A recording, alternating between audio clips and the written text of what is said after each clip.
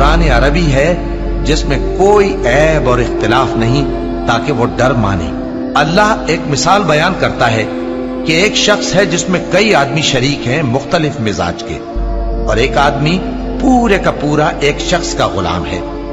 بھلا دونوں کی حالت برابر ہے؟ نہیں، الحمدللہ، مگر یہ اکثر لوگ نہیں جانتے۔ اے پیغمبر، تم بھی مرنے والے ہو اور یہ بھی مرنے والے ہیں، پھر تم سب قیامت کے دن اپنے پروردگار کے سامنے جھگڑو گے۔ پھر اس سے بڑھ کر ظالم کون جو اللہ پر جھوٹ بولے اور سچی بات جب اس کے پاس پہنچ جائے تو اسے جھٹلائے۔ کیا جہنم میں کافروں کا ٹھکانہ نہیں ہے؟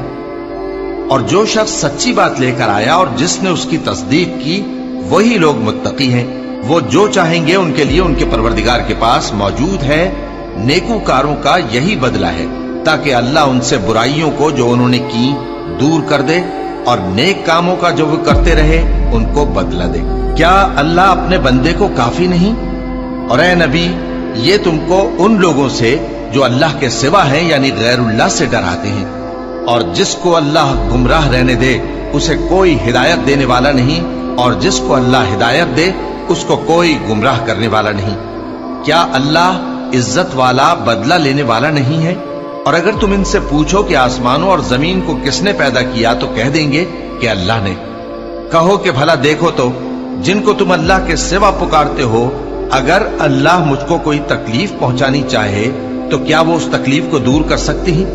یا اگر وہ مجھ پر مہربانی کرنا چاہے تو کیا وہ اس کی مہربانی کو روک سکتے ہیں؟ کہہ دو کہ مجھے اللہ ہی کافی ہے، بھروسہ رکھنے والے اسی پر بھروسہ رکھتے ہیں۔